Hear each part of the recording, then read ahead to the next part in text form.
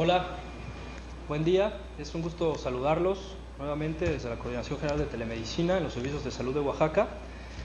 El día de hoy vamos a tocar un tema muy importante, una enfermedad que pues desafortunadamente en nuestro estado es muy frecuente y pues nada, la enfermedad de Chagas, como todos sabemos, también conocida como la tripanosomiasis americana, es una enfermedad parasitaria tropical causada por el Trypanosoma cruzi y es una enfermedad que la OPS y la OMS se reconocen como la enfermedad de la pobreza y pues desde hace mucho tiempo sigue siendo un problema social y económico en muchos países de América Latina, incluido el nuestro y nuestro estado. Hoy es un honor para nosotros que nos acompañen los Médicos Sin Fronteras. Médicos Sin Fronteras es una organización médico-humanitaria internacional que aporta su ayuda a poblaciones en situación precaria y a víctimas de catástrofes de origen natural o humano y de conflictos armados, sin ninguna discriminación por raza, religión o ideología política. Su presencia independiente e imparcial en las situaciones de crisis les permite dar una asistencia inmediata y temporal a las personas más necesitadas. Y están con nosotros, como les decía, primero la doctora Ana Livia Posada Jiménez, que es la coordinadora estatal del programa de Chagas de los Servicios de Salud de Oaxaca. El doctor Eduardo Huerta Rosales, que es gestor médico del proyecto de Chagas de Médicos Sin Fronteras, que será quien nos va a brindar esta plática. Y el doctor Elmer Frank Charris, coordinador del proyecto Chagas de Médicos Sin Fronteras, quien nos va a dar unas palabras. Sí. Muchas gracias. Muchas gracias, doctor.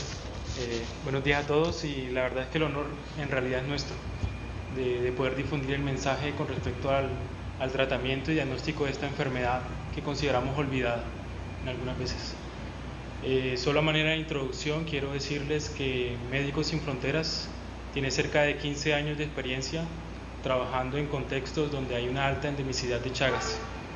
Esos 15 años de experiencia los hemos traído a México y específicamente a Oaxaca para compartirlos con la Secretaría de Salud, con los cuales tenemos un convenio de cooperación para poder establecer un proyecto de ayuda humanitaria a la población que sufre esta enfermedad en el municipio de Cochutla. Para nosotros es muy importante poder demostrar a las autoridades de salud mexicanas que el tratamiento de la enfermedad de Chagas no requiere expertos, no requiere ningún tipo de capacidad técnica demasiado grande. Nosotros ahora mismo estamos demostrando, junto con el apoyo de la Secretaría de Salud, que el programa de Chagas se puede implementar en un primer nivel de atención y un médico con un mínimo de capacitación puede tratar pacientes y puede curarlos. De hecho, nosotros hasta ahora tenemos ya los 2 primeros pacientes curados de Chagas y fueron tratados por médicos en un primer nivel de atención en un centro de salud rural. Entonces el doctor nos ilustrará con su conocimiento y nosotros simplemente queremos decirles que hay que quitarle el miedo a la enfermedad de Chagas. No es algo extraño, el tratamiento también ha demostrado ser muy seguro y bueno, veremos con cifras que así es, definitivamente. Entonces, de todos modos, le agradezco al programa de telemedicina, al doctor Gabriel, por invitarnos y estamos disponibles también para profundizar en el tema cuando lo deseen. Muchas gracias. Doctor. Bueno, pues ya entraremos ahorita de lleno en el tema. Entonces, para entrar en el tema, empezaremos primero con lo que son las determinantes de salud. Las determinantes de la infección de Chagas vienen siendo situaciones que no son factores de riesgo, pero de las cuales sí depende la enfermedad para que se pueda dar. Y en estos tenemos en un principio lo que es la ocupación del hombre por el ambiente ecológico. Y esto lo que produce es un desequilibrio ecológico. Esto no es más de cuando el hombre empieza a invadir lo que es el hábitat natural de lo que es la chinche o el triatomino. Estas chinches, me voy a referir con ellas con su nombre científico, que son realmente triatominos. Hablamos de chinches besuconas, chinches picudas, todos ellos son triatominos. Y todos los triatominos que son hematófagos son capaces de transmitir la enfermedad por vía vectorial. Bien. Otra determinante de lo que es la enfermedad viene siendo la adaptación de los triatominos por la vivienda humana. En esto tenemos 3 ciclos de infección, lo que es un ciclo silvestre, que es donde está en el hábitat natural de lo que son los triatominos, un ciclo peridoméstico, que es el eslabón entre el ciclo silvestre y cuando el triatomino empieza a adaptarse al domicilio, y propiamente tenemos un ciclo doméstico, que en el ciclo doméstico es cuando los triatominos hacen todo su ciclo de reproducción, apareamiento, y que ellos viven y se alimentan de todos los huéspedes que puedan vivir en esa vivienda. Otra determinante de ellos es el contacto de los triatominos con el hombre, y ahí vamos a ver que influye mucho lo que es el grado de antropofilia. También tenemos lo que es el tiempo de evacuación de las deyecciones de los triatominos y la cantidad de parásitos que van a ser eliminados por estas deyecciones. También tiene que ver mucho lo que son las formas infectantes, porque no todas las formas infectantes del Trypanosoma cruzi son infectantes para el hombre. Y también lo que es el grado del prurito. El prurito tiene la importancia de que este va a generar que la persona se rasque, porque hay que darle bastante importancia a que no es la picadura del triatomino lo que hace que se infecte uno de la enfermedad de Chagas. Son las deyecciones que vienen contaminadas con estos parásitos lo que hacen que uno se enferme con la enfermedad de Chagas. Si una persona tiene prurito, va a ser un rascado, va a causar una lesión en la piel, y por medio de estas lesiones de la piel, que son microscópicas, va a penetrar lo que es el parásito. O incluso no llega a producir una lesión de la piel, pero sí se contamina lo que son las manos, y esas manos se las lleva algunas mucosas. Sin necesidad de que estas mucosas pierdan su integridad, la persona se puede infectar.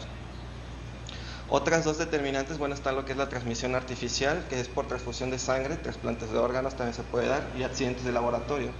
Se sabe que la mayoría de los laboratorios, cerca del 90% de los laboratorios de bancos de sangre de aquí en México, testean la sangre contra la enfermedad de Chagas. Sin embargo, todavía hay un pequeño rezago con un 10% donde puede existir la probabilidad de transmitir esta enfermedad por transfusión sanguínea.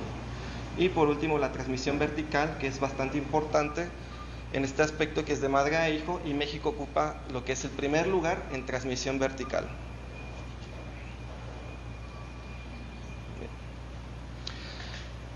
Se han hecho varios estudios por diferentes países sobre lo que es el Trypanosoma cruzi, y varios de ellos lo clasificaban por cepas, por genotipos, y entonces se hizo un gran consenso donde se agruparon por grupos filogenéticos.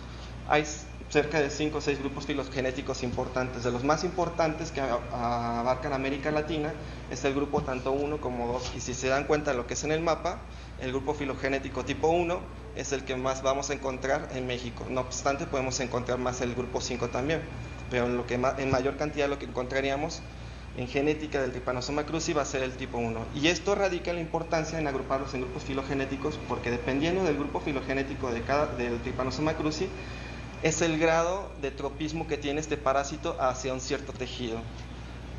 Dependiendo del grupo, va a tener un tropismo predilecto, por ejemplo, a tejido cardíaco, otro va a tener un tropismo predilecto a lo que es sistema nervioso periférico, otro a tejido muscular estriado, otro va a tener a tejido muscular liso, otro va a tener incluso al sistema gastrointestinal. Entonces, esta importancia de los grupos filogenéticos radica en de que, en dependencia de lo que más vamos a tener en nuestro país, es lo que más vamos a encontrar de las complicaciones de la enfermedad de Chagas en algún futuro. Bien, como ya lo había mencionado, México estima que la OMS, en un estudio que hizo en el 2010 con datos de estadística mexicanos, nos colocó en lo que es en el primer lugar de transmisión vertical. Y esto es por un número de 1.788 casos nuevos cada año de transmisión vectorial. Esto es importante para México porque no se han hecho muchos estudios para nosotros poderlos determinar. Y es importante para nosotros hacer programas enfocados a detectar la transmisión vectorial. En este mismo estudio se estima que 185,000 mujeres en edad fértil pueden estar infectadas. Por tanto, estas mujeres en edad fértil son potenciales transmisoras para hacer la transmisión vertical. De los mecanismos de transmisión del Trypanosoma cruzi tenemos 5, de los cuales uno de los más importantes viene siendo lo que es la transmisión vectorial. En la transmisión vectorial no es más que está dada por lo que es los triatominos o las chinches, que viene siendo lo mismo. Este triatomino, como ya lo había mencionado, tiene 3 ciclos de infección, lo que es el selfático o silvestre, lo que es el peridomiciliar y domiciliar, que ya los había explicado anteriormente. Otro mecanismo de transmisión viene siendo el de transfusión, que en tenemos un riesgo del 10% de los bancos de sangre que no testean, que no hacen test de Chagas para esta sangre. El congénito que propiamente en México no se ha hecho muchos estudios sobre esto, pero bueno, la OMS sí lo estima más o menos en 1.788 casos de transmisión anuales que puede haber. La transmisión por vía oral también está documentada. En México hasta ahorita, hasta la fecha, no se ha documentado. Eso no quiere decir que no exista, es que no se han hecho estudios o no se han reportado transmisión por vía oral. Esto se ha visto reportado, por ejemplo, como países como lo que es Brasil, lo ha hecho Bolivia y Argentina, que por ejemplo ha estado más relacionado con jugos, especialmente jugos de caña, y en Brasil, por ejemplo, jugos de azaí. Y esto es porque lo que es el Trypanosoma cruzi, una vez cayendo a un medio acuoso, este puede mantenerse viable e infectante por medio de 36 horas. La transmisión oral está caracterizada porque vamos a encontrar casos agudos masivos en una zona. Otra vía de transmisión viene siendo lo que son los trasplantes de órganos, y accidental, lo que ocupa menos del 1%, que es muy bajito. Pues, por tanto, lo que más vamos a estar enfocados nosotros es por la vía vectorial y tomarle bastante importancia a lo que es la vía vertical o congénita. Cada vía de transmisión tiene sus periodos de incubación que le atañen. Por tanto, lo que es la transmisión vectorial, su tiempo de incubación va a estar dado de 4 a 15 días. Nosotros estimamos un promedio de 7 días. La vía oral puede ser bastante veloz, que puede ser incluso desde 3 días o hasta 22 días, y esto depende de la cantidad de parásitos ingeridos que haya tenido esta persona. La vía transfusional, esta es un poco más lenta, y esto también viene siendo por la cantidad de parásitos inoculados, y el tiempo de incubación va a estar dado de entre 30 hasta 110 días, que es lo mismo que se comportaría por lo que es el trasplante de órganos. El congénito no puede estar determinado porque hasta ahorita no se puede saber exactamente en qué momento de la gestación es que penetra el parásito la barrera hematoplacentaria, pero por lo general casi siempre se estima que es después de la semana 22, pero incluso también no pudo haber sido por vía transplacentaria, y puede ser la infección al pasar este bebé por el canal de parto, y al tener contacto con sus vías mucosas también puede infectarse. Pero podemos hablar en alguna otra ocasión un poquito de congénito, que es bastante amplio. Bien, enfocándonos a lo que es a la vía vectorial, el Trypanosoma cruzi tiene su ciclo biológico que ocupa tanto al huésped como lo que es al triatomino. Y podemos enfocarnos aquí, esto tiene frío. En esta partecita donde está lo que es el triatomino alimentándose de la persona. Este triatomino hace una deyección, y en las deyecciones están lo que son los tripanosomas metacíclicos infectantes. La persona hace un rascado y lleva lo que son las heces hacia el sitio donde el triatomino se está alimentando, o hace una lesión en la piel, y por ahí es de que penetra el parásito. Inicialmente este parásito va a penetrar localmente y va a invadir a lo que es el sistema monocito-macrófago, y va a evitar, cuando este sistema empiece a generar las vacuolas para fagocitarlo, el Trypanosoma cruzi tiene la capacidad de poder evitar su fagocitación. Él empieza a transformarse a unas formas que se llaman amastigóticas, que son formas quísticas. Empieza una reproducción quística dentro de estos macrófagos hasta que produce la lisis de este propio macrófago. Se liberan en la sangre y se hacen su transformación a lo que son tripomastigotes sanguíneos. Estos se van a mantener circulantes, y ellos son la forma infectante para lo que es el vector. Cuando viene una chinche que está sana, porque estas chinches nacen sanas, y una vez que se alimentan de una persona infectada o de un reservorio infectado, es que van a ser infectantes por el resto de su vida estas chinches. Una vez que la chinche ingiere lo que es el parásito, el tripomastigote sanguíneo, este va a sufrir una serie de transformaciones a lo largo del sistema digestivo de la chinche, que se convertirá en lo que son en formas epimastigóticas, hasta llegar a la cloaca, donde se transforma otra vez a tripomastigote metacíclico, y cerramos lo que ya es el ciclo biológico del Trypanosoma cruzi. Por tanto, tomando en cuenta esto y tomando los vías de transmisión, podemos tomar que a partir del día 0 tenemos nuestro periodo de incubación. Como tomamos un promedio hasta el 7º día para que se presente la sintomatología, a partir del 7º día vamos a tener una elevación de lo que es la parasitemia, y esta parasitemia se va a mantener elevada hasta el día 60 como un promedio, y de ahí va a tener una caída en picada bastante pronunciada. A partir del día 30 es que la persona empieza a desarrollar inmunidad, específicamente lo que son las IgG, que estas IgG las vamos a encontrar y mucho más elevadas a partir del día 60.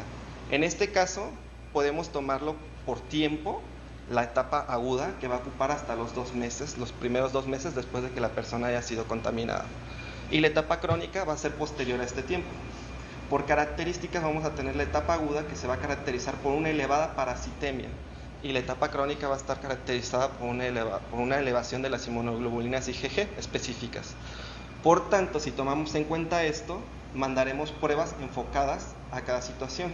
Por tanto, en la etapa aguda, las pruebas que mandaremos van a ser parasitológicas directas, tratando de buscar el parásito. Y en la etapa crónica, mandaremos pruebas que detecten esta inmunidad o esta respuesta inmune. Por tanto, lo que es en la etapa aguda, podemos mandar lo que es un frotis de sangre y una gota gruesa, buscando el parásito. Esto va a ser teñido con Giemsa. Y en la etapa crónica, lo que haremos las pruebas serológicas, ya sea por la técnica que existe en el laboratorio. Puede ser un HAI, un IFI, una ELISA, ELISA recombinante, microELISA. Bien. Por tanto, pasamos a lo que son las formas y fases de la enfermedad. La enfermedad de Chagas tiene dos fases. Tiene dos fases, una fase aguda y una fase crónica. Cada fase va a tener formas distintas, y en estas formas, por ejemplo, van a tener un cierto porcentaje de presentación. Las formas, por ejemplo, en la fase aguda, tenemos la forma inaparente, que ocupa cerca de un 90% de las personas infectadas que están cursando en fase aguda. Y cerca del 10% va a estar dado en tanto una forma moderada, como un 1% hasta un 3% puede estar dado en una forma grave en la fase aguda. En la fase crónica tenemos una de las más importantes, que es la fase indeterminada, que es cuando no presenta ningún tipo de sintomatología aparente esta persona, y ocupa entre un 60 a un 70%. Es decir, que esta persona va a sentirse aparentemente sana y no va a sentir ninguna sintomatología que la haga ir al médico. Sin embargo, si nosotros le hacemos una serología a esta persona, podemos detectar que tiene enfermedad de Chagas. La forma cardíaca, que es una de las formas principales que podemos encontrar en México, ocupa cerca de un 30% de presentación en personas que están en fase crónica. La forma digestiva ocupa cerca de un 10%, al igual que la forma mixta, que es una combinación de forma cardíaca con forma digestiva. La forma congénita puede estar tanto en una fase aguda como en una fase crónica, y esto es porque, como no sabemos en qué momento penetra el parásito en la barrera hematoplacentaria y el tiempo que él puede haber estado cursando con esta infección, no podemos saber en qué fase va a presentarse. Por tanto, la forma de presentación cuando este bebé nazca puede ser que presente daño multiorgánico, con grandes hepatomegalias, con grandes esplenomegalas o gigantes, con un ítero bastante pronunciado, o puede incluso nacer completamente asintomático. Y esto es de que se presentan las lesiones en él orgánicas en cerca de un 40 a un 60% de estos bebés, y cerca de un 40% que se presentarían asintomáticos. En la mujer que está embarazada se puede presentar por abortos reiterados, o en el caso de que haya parido puede presentarse prematuridad en estos bebitos. Tenemos una forma particular que es en los inmunodeprimidos, que los inmunodeprimidos, bueno, los principalmente que vamos a encontrar son lo que es personas que están enfermas en VIH. Cuando estas personas, su recuento de células de CD4 se disminuyen a menos de 200 por microlitro, hay una alta probabilidad de que esta persona que también está enferma de Chagas pueda tener una reactivación. Una reactivación que en estas personas constituye una urgencia médica, porque tiene hasta un 100% de mortalidad. En ellos no se van a presentar como los casos de Chagas en fase aguda o crónica. Ellos pueden presentar meningoencefalitis muy parecida a una neurotoxoplasmosis en personas con VIH. Bien, por tanto, vamos a tratar de definir lo que es un caso agudo sospechoso. Y un caso agudo sospechoso, clínicamente lo que vamos a encontrar es un síndrome febril inespecífico, más o menos de una duración superior a 7 días. Ahí con eso vamos a tomar un criterio. El segundo criterio es de que se presente con alguna de las siguientes sintomatologías, ya sea un edema facial, un edema periférico, un exantema, adenomegalia, hepatomegalia, ictericia o esplenomegalia, o incluso puede presentar hepatoesplenomegalia. También puede presentar algún tipo de cardiopatía aguda, o específicamente que ya presente un signo de Romaña o un chagoma de inoculación. Este sería nuestro segundo criterio. Y nuestro tercer criterio, principalmente que tenemos, es el que sea residente o visitante prolongado en un lugar donde sea zona endémica por triatominos, que haya pasado recientemente por una transfusión sanguínea, o que haya ingerido un alimento sospechoso de contaminación por Trypanosoma cruzi, O incluso si tenemos un bebé menor de 1 año, sería recién nacido de una madre infectada. Y entonces ahí podemos sospechar de una transmisión congénita. Si tomamos en cuenta estos 3 criterios juntos, podemos definir un caso sospechoso de Chagas agudo. Teniendo este caso sospechoso de Chagas agudo, nos enfocaríamos a mandarle las pruebas para detectar el Trypanosoma cruzi, que sería el frotis de sangre, y la gota gruesa, teñidos con Giemsa. Esto nos va a demostrar directamente lo que es el parásito. Una vez ya teniendo lo que es el parásito listo en estas pruebas, tendríamos nuestro diagnóstico definitivo. Y entonces tendríamos un caso definitivo de Chagas agudo. La fase aguda de la enfermedad de Chagas puede producirse en cualquier edad, pero principalmente afecta a edades jóvenes, casi siempre se presenta en menores de 15 años, pero esta puede afectar en cualquier edad. Se presenta con una elevada parasitemia, como ya lo había mencionado yo anteriormente, y bueno, el 10% de estas personas que están infectadas en fase aguda son las que van a presentar sintomatología. Es decir, que el 90% de estas personas que se contaminan no van a presentar ningún tipo de síntoma, pueden pasar inadvertidas. De este 10%, lo vamos a convertir a que un 80% de estos pacientes no van a presentar un síntoma específico, que ya sea un chagoma o un signo de Romaña. Y solamente este 20% del pequeño 10% que presentan sintomatología va a ser los que van a presentar lo que es un chagoma o un signo de Romaña. Si estos pacientes no son tratados en esta fase, el 100% pueden pasar a una fase crónica. Los signos específicos de esta enfermedad viene siendo lo que es el signo de Romaña, que está caracterizado por un edema bipalpebral unilateral que se va a acompañar de una adenopatía satélite. Por lo general siempre viene siendo preauricular.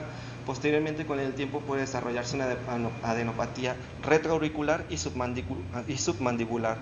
Va a ser ipsilateral. Un poco más infrecuente y más raro va a ser lo que es el chagoma de inoculación, que el chagoma de inoculación es casi indiferenciable a un piquete de cualquier otro insecto. Primeramente inicia por una papulita pequeña de color rojo, que va creciendo y se va haciendo más grande hasta ocupar un gran tamaño y va a ser de color violáceo. Tienen la característica, tanto el signo de Romaña como lo que es el chagoma de inoculación, de ser casi indoloros o indoloros completamente.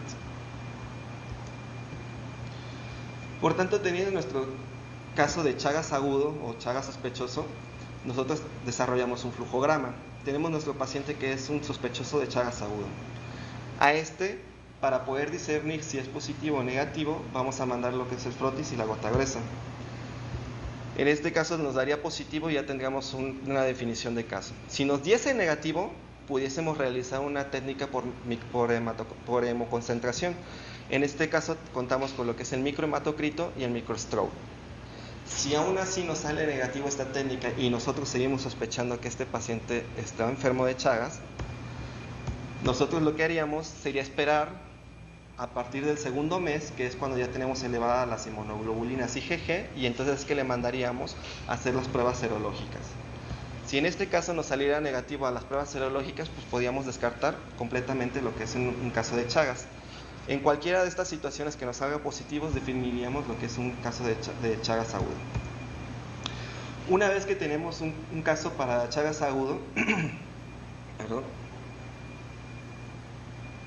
¿qué es lo que vamos a hacer? En el caso de las caravanas o de las brigadas, harían referencia a lo que es a primer nivel de atención, puesto que el primer nivel de atención puede llevar perfectamente el tratamiento de estos pacientes.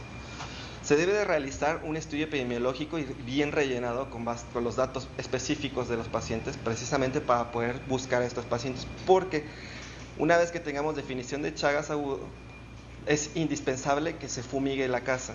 El paciente no puede iniciar tratamiento si la casa no está fumigada, si no hay un control químico.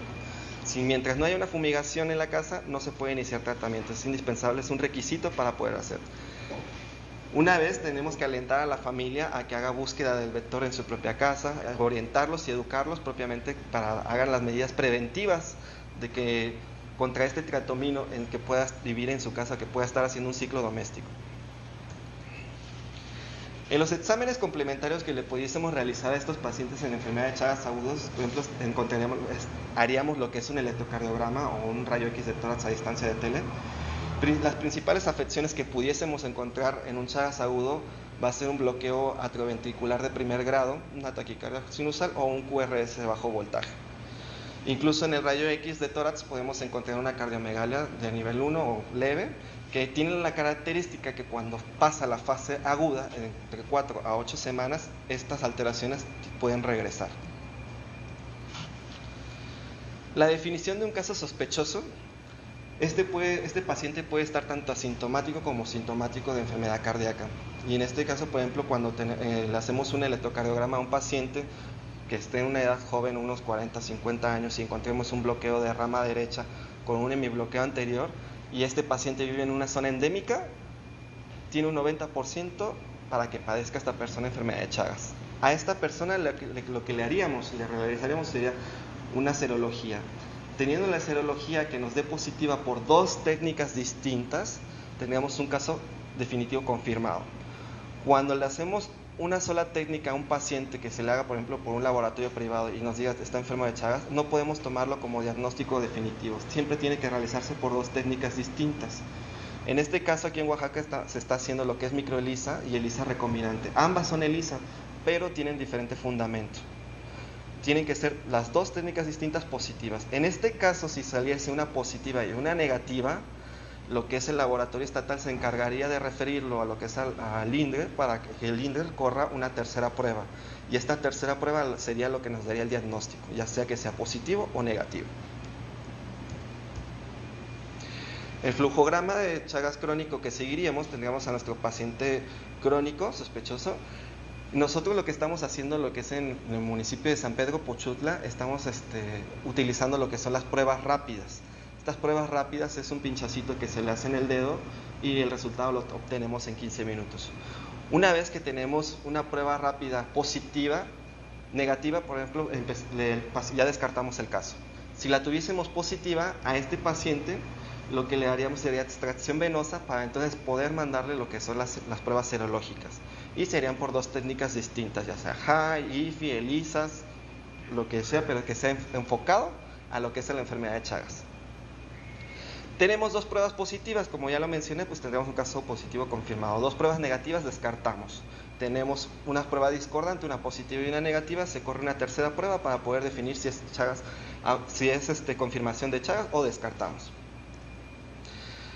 Una vez que tengamos un caso positivo, a este paciente se le hace consulta, vamos a hacer nuestra anamnesis tratando de buscar triatominos, que nos refiera la persona si tiene triatominos en casa o ha estado en contacto con estos triatominos, o se ha encontrado en una zona endémica, ha recibido trasplante de órganos o incluso ha sido transfundida. A eso vamos a enfocar nuestra anamnesis. Vamos a enfocarla también a lo que es el sistema cardiovascular y digestivo, al igual que nuestro examen físico. Y a todo paciente mayor de 18 años es indispensable realizarle un electrocardiograma. Si el electrocardiograma tiene alguna alteración, lo que está indicado es mandarle un ecocardiograma. En este ecocardiograma, si sale con una fracción de eyección mayor al 45%, pudiésemos considerarlo para tratamiento propiamente con besniazol o nifurtimox. Si sale con una fracción menor al 45% del ventrículo izquierdo, a nuestro paciente enfocaríamos su atención propiamente a la afección que pueda presentar el paciente. Si no tenemos disponibilidad o el paciente le es imposible acceder a un ecocardiograma, lo que nosotros haríamos clínicamente sería aplicar los criterios de Framingham para insuficiencia cardíaca. Nos da positivo los criterios de Framingham en estos pacientes y entonces sería atención directamente a la afección cardiológica que pueda presentar. Nos da negativo la clasificación de Framingham en estos pacientes pueden acceder a tratamiento con besniazol o nifurtimox. En estos pacientes es importante recalcar que también se tiene que hacer referir a lo que es a primer nivel de atención o segundo nivel, dependiendo de la clasificación que tenga este paciente. Si el paciente si entra a un tratamiento no etiológico, que es dirigido a la afectación cardíaca, sería atendido en segundo nivel, valorado por un médico internista o un cardiólogo que trataría directamente la afección cardíaca que pudiese presentar. Si el paciente entra en un criterio de tratamiento etiológico, lo puede llevar perfectamente primer nivel y llevando sus controles semanales o quincenales que decida la atención primaria. Se debe realizar lo que es el estudio epidemiológico de caso, igual informar a la familia y educarlos con respecto a las formas de prevención. Y lo que ya dije que es bastante importante es de que la casa esté fumigada contra estos triatominos. Por tanto, lo que es la forma indeterminada, como ya lo había mencionado, que es una forma dentro de lo que es la fase crónica, pues ocupa cerca de un 70% de las personas que van a estar infectadas y pueden permanecer así toda su vida. Esta forma es clínicamente silente y que puede durar hasta entre 20 a 40 años, y incluso si no recibe tratamiento se va a mantener así siempre toda la vida de la persona. En estas personas, cuando se hacen estudios avanzados, ya por ejemplo lo que es un Holter, una ergometría, cerca de un 15% a un 40% de estas personas que están en una forma indeterminada van a presentar alteraciones cardiológicas. La forma cardíaca afecta cerca de un 30% de los pacientes que están crónicos. Los principales trastornos que vamos a encontrar en la forma cardíaca, y digo principales porque no son los únicos, van a ser lo que son las bradiarritmias, los bloqueos atrioventriculares, principalmente grado 1, y la disociación atrioventricular que sea grado 3, los bloqueos de rama, principalmente el bloqueo de rama derecha asociado a lo que es al bloqueo del fascículo anterior izquierdo, y lo que son las taquicardias ventriculares sostenidas, que son la principal causa de muerte súbita en estos pacientes. Puede presentarse también por manifestaciones de insuficiencia cardíaca, o incluso ya cuando hacemos lo que es un eco en estos pacientes podemos encontrar lo que es un aneurisma de la junta o incluso trombosis mural. La forma digestiva afecta a un 10% de los casos crónicos. Esta va a estar dada principalmente por lo que son megaesófago y megalocolon. Megalocolon casi siempre se caracteriza por un estreñimiento prolongado mayor a 7 días, cuando el estreñimiento lo tenemos que valorar por criterios de Roma 3. El megaesófago casi siempre nos va a dar sintomatología acalásica. Bien, como lo había mencionado, utilizamos criterios de inclusión y criterios de exclusión para poder discernir cuándo vamos a tratar al paciente específicamente con besniazol y nifurtimox, que van enfocados a la eliminación del parásito en sangre, o cuando está en criterios de exclusión, cuando vamos a derivar al paciente a atención de segundo nivel para que reciba propiamente atención sobre la afectación cardiológico-digestiva que pueda presentar. Por tanto, como criterios de inclusión sería todo paciente que sea menor de 70 años, que no presente contraindicaciones conocidas contra alguno de los componentes del nifurtimox o besniazol, que tampoco no vaya a presentar de los siguientes criterios, que son los de exclusión, que la casa esté evaluada de negativa hacia los triatominos, y o si fue positiva, que esté fumigada esta casa. Y esto lo hace el equipo de control vectorial. Ellos van a evaluar la casa que esté negativa con los triatominos, o si fue positiva, tiene que ser rociada. Si es una mujer que está en edad fértil, a esta mujer lo que tenemos que hacerle son pruebas de embarazo, porque la prueba de embarazo que salga positiva nos contraindicaría poderle realizar el tratamiento a esta mujer, y tendríamos que esperar hasta que ella deje de lactar para poder tratarla. Los criterios de exclusión vienen siendo toda aquella persona mayor de 70 años, insuficiencia renal o insuficiencia hepática, hábitos tóxicos, ya sea drogadicción o alcoholismo, la imposibilidad de seguir el tratamiento y mantenerlo, lo que haya tenido un tratamiento antichagásico previo, y esto se valora individualmente y se valora de dependencia del tratamiento que haya realizado anteriormente la persona. Y lo que es relativo viene siendo lo que es embarazo y lactancia, porque bueno, mientras la mujer esté embarazada y esté lactando, no va a poder acceder al tratamiento, y tendríamos que esperar hasta que ella deje de lactar para poder tratarla. A este paciente, como le hicimos un electrocardiograma, si salió alterado le hicimos lo que es un ecocardiograma. Podemos hacer lo que es aplicar los criterios de la New York Heart Association para insuficiencia cardíaca, que es una clasificación funcional, y estaríamos dividiendo lo que es el estadio 2 en un estadio A y B, eso en dependencia, tomando en cuenta lo que es el ecocardiograma. Para el estadio A sería para todos aquellos que tengan una fracción de eyección del ventrículo izquierdo mayor al 45%, y los que sean en la fracción B sería para todos aquellos que tengan una fracción de eyección del ventrículo izquierdo menor al 45%. Es decir, que lo que vamos a tomar más importante es el ecocardiograma y tomar la fracción de eyección del ventrículo izquierdo. Esta fracción es la que nos va a dar la pauta para saber si el paciente va a acceder a tratamiento con nifurtimox o besniazol, o vamos a tratar directamente la insuficiencia diastólica que pueda presentar el paciente, la insuficiencia que pueda presentar, y trataríamos específicamente la afectación cardiológica que tenga. Sí, como ya lo había mencionado, en dado que tenga ausencia o que esté imposibilitado a acceder a un eco, lo que aplicamos clínicamente son los criterios de Framingham, por criterios mayores y criterios menores. Y cuando se pueda hacer, que esto ya sería por indicación de un cardiólogo, puede incluso realizarse lo que son estudios Holter en estos pacientes. Bien, ¿y por qué es que debemos de tratar a estos pacientes? ¿Por qué es que nosotros estamos insistiendo que hay que tratar a todos los pacientes? En algunos países los protocolos están para personas que son menores de 5 años, en otros países están para personas menores de 15 años, y aquí en México se van a aplicar hasta 70 años. ¿Por qué es que se deben de tratar a estos pacientes? Y es que he demostrado de que todo paciente que reciba tratamiento tiene un beneficio, y es mayor el beneficio que el riesgo que pueda obtener este paciente, siempre y cuando estén dentro de los criterios de inclusión.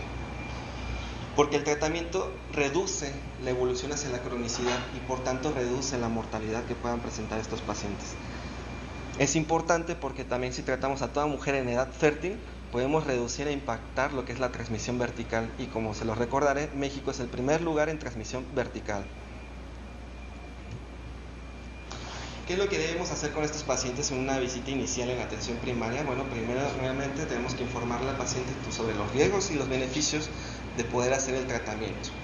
Tenemos que obtener lo que es el consentimiento informado de estos pacientes, explicándole sobre lo que es la implicación del tratamiento, que es una duración aproximadamente de 60 días, y esto va con respecto al peso del paciente. Tenemos que realizar su historia clínica con su anamnesis correctamente, que es decir, lo estamos haciendo, si se dan cuenta, lo estamos tratando como si fuera un paciente de otra enfermedad. Tenemos que hacer bien todos los procedimientos. Pero lo importante es de que si tenemos una mujer embarazada, es una mujer en edad fértil, tenemos que hacerle prueba de embarazo. Y a todo paciente inicialmente vamos a mandarle una analítica de perfil renal, perfil hepático, para poder saber si no tiene insuficiencia renal o insuficiencia hepática, para poder estar en los criterios de inclusión y realizar el tratamiento. A este paciente se le entrega un tarjetón, que es el que tenemos hacia nuestra izquierda. En este tarjetón el paciente anota los días que va haciendo el tratamiento. Ahí tiene incluso hasta un solecito y una lunita, porque sabemos que tenemos pacientes que son incluso analfabetas, que no saben leer. Por eso es de que es importante especificarle sol, que significa la mañana, luna la noche. Y ahí tiene lo que son los circulitos, que están divididos en 4, que vienen siendo las pastillas. Lo que debemos hacer en estos pacientes que son analfabetas, coloreárselos para que la persona pueda saber qué cantidad de pastillas es la que se va a estar ingiriendo. Esos pacientes vayan anotando los días y la hora en que va ingiriendo las pastillas, para nosotros como médicos darnos cuenta si hace un buen seguimiento o tiene una buena adherencia. Se le indica al paciente que donde esté comentarios, el paciente anote cualquier alteración que pueda tener. En este caso, por ejemplo, tuvo el primer día y tuvo dolor abdominal, él va a anotar: tuve dolor abdominal, o me dolió la barriga, me dolió la cabeza, o tuve náuseas, para nosotros podernos dar cuenta de una manera temprana sobre los efectos adversos que pueda tener esta persona y tratarlos a tiempo. El seguimiento recomendado es un seguimiento semanal, y al paciente se le van a dar la cantidad de tabletas que va a ingerir por semana. Después de haber pasado el primer mes, es que nosotros podemos valorar, dependiendo del paciente, y ya sería criterio propio de cada médico, de hacer un seguimiento quincenal. A estos pacientes, cuando estén en la tercera consulta, en el día 21, nosotros lo que vamos a indicar es una biometría hemática, con recuento de plaquetas, un perfil hepático. Si es en una mujer en edad fértil, aunque la primera prueba de embarazo haya dado negativa, a la mitad del tratamiento se le vuelve a realizar la prueba, y esto es porque si sale embarazada a mitad de tratamiento tenemos que suspenderlo y reiniciarlo cuando ella haya dejado de lactar. Y en la cuarta consulta, que es la del día 28, es que nosotros vamos a valorar toda esta analítica de laboratorio que indicamos.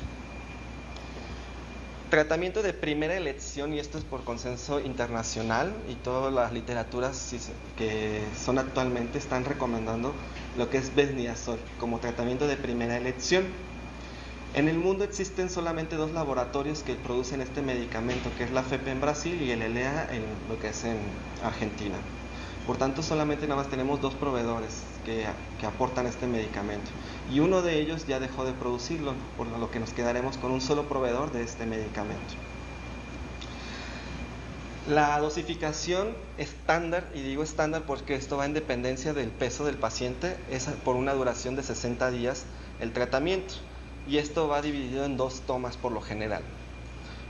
Lo que es la dosificación en edades pediátricas va a ser por 10 miligramos por kilo de peso al día los primeros 20 días, y posteriormente los vamos a reducir a 7 miligramos por kilo de peso al día hasta completar los 60 días. El punto de corte para nosotros saber cuándo vamos a tratar como niños, cuándo vamos a tratar como adultos, va a ser la edad de 12 años con el medicamento Vesniazol. Por tanto, por lo que son los pacientes mayores de 12 años van a tener una dosis de adulto, que la dosis de adulto son 5 miligramos de peso por kilo al día, y esto es que en el cálculo no debemos de sobrepasar de 300 miligramos por día. En este caso, si nos excedemos en el cálculo del paciente, que sean pacientes que pesen 70 kilos, lo que se va a hacer, el kilo excedente a partir de 60 kilos va a ser lo que vamos a extender por una duración de días. Es decir, si el paciente pesa 68 kilos, va a ser 68 días de tratamiento. Si el paciente pesa 71 kilos, van a ser 71 días de tratamiento. Y si el paciente pesa 60 kilos, es una dosis estándar a 300 miligramos de peso a 60 días. En el caso de la enfermedad congénita, que coincide casi siempre con la edad menor de 12 meses, el tratamiento está calculado a 10 miligramos por kilo de peso al día, y esto es con una duración invariable de 60 días, o sea, se mantienen los 10 miligramos por los 60 días en estos pacientes.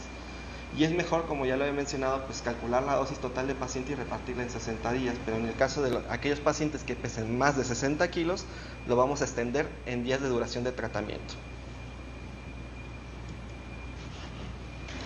Las características farmacológicas del Vesniazol, lo principal que hay que mencionar de este medicamento es que van dirigidas hacia lo que es el kinetoplasto. Del kinetoplasto es donde se encuentra lo que es el ADN mitocondrial del Trypanosoma cruzi.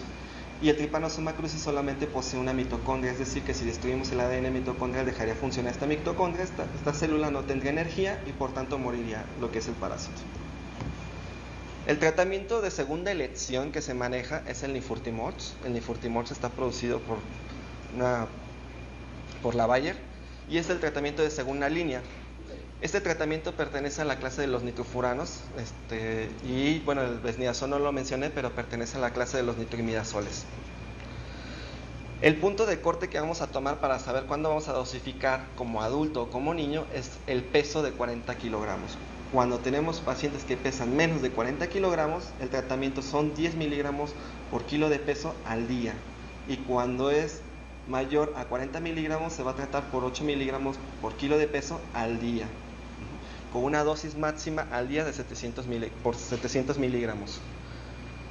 Y eso es una dosis máxima de 700 miligramos al día. Ahí hay un pequeño error que dice por kilo de peso, eso hay que quitarlo. Y eso son dosis máximas 700 miligramos de peso al día. La duración del tratamiento con Nifurtimox son de 60 días. Las características farmacológicas del Nifurtimox es la producción de radicales libres que están enfocados a destruir a lo que es la membrana celular y la membrana nuclear de este parásito. Produce demasiados radicales libres para poder oxidar estas membranas lipídicas y entonces producir la lisis del parásito. ¿Cuándo es que suspenderíamos definitivamente el tratamiento? Y es cuando nuestro paciente presente reacciones adversas severas. En este caso, si presenta vómitos incoercibles que no responden a un tratamiento, por ejemplo con una metoclopramida, y que estos vómitos siguen presentándose y no remiten, ahí tendríamos que decidir suspenderlo. Cuando presenta una hepatitis medicamentosa, si recuerdan, en la consulta del día 21 se le manda un perfil hepático y renal otra vez, y es precisamente para valorarlo en la cuarta consulta del día 28, ahí es donde nos daríamos cuenta si presenta una hepatitis medicamentosa. En cada consulta que se le hace a este paciente, que es semanal o quincenal, dependiendo de nuestra decisión, vamos a ir pesando a nuestro paciente. Si el paciente presenta una pérdida de peso mayor al 5%, tenemos también que decidir la suspensión definitiva. Cuando presentan entonces ya signos adversos cutáneos, que ya son lesiones graves, o lo que son lesiones o signos neuropáticos severos que ya imposibilitan, disminuyen la capacidad funcional de los pacientes, que entonces tenemos que decidir la suspensión. Cuando hay hábitos incompatibles con el tratamiento, en este caso que tenemos pacientes que son usuarios de drogas o que son alcohólicos, en este caso tendríamos que suspenderlo, porque como se lo recordaré, el besnidazol es familia de los nitroimidazoles, por tanto sabemos que reacciona con el alcohol bastante fuerte. Y hasta aquí, eso terminamos. Espero que, yo sé que van a tener muchas dudas, porque pues el tema de Chagas es un tema bastante extenso, muy profundo. De hecho, pudiésemos hablar horas y horas profundizando en cada uno de los aspectos. Pero pues hasta aquí, pues muchas gracias por su atención. Bueno, si no hay alguna otra pregunta, les agradecemos a los hospitales que se conectaron, les agradecemos a los médicos y enfermeras que nos acompañaron de manera presencial. Y bueno, los invitamos mañana a las 11 de la mañana a seguir con este tema de Chagas, que es el proyecto Pochutla, Oaxaca, que llevan a cabo también Médicos Sin Fronteras. Y bueno, estaremos con el doctor Eduardo y el doctor Hermer y la doctora Ana Livia el día de mañana nuevamente. Les recuerdo que nos pueden seguir por nuestro canal de YouTube, Telesalud Oaxaca, y ya pueden estar también viendo la videoconferencia que acabamos de transmitir, y mañana en vivo también pueden ustedes seguirnos por el canal de YouTube Telesalud Oaxaca para presenciar la segunda parte de esta videoconferencia de Chagas. Muchas gracias a los doctores de Médicos Sin Fronteras y muchas gracias a todos por su atención y asistencia.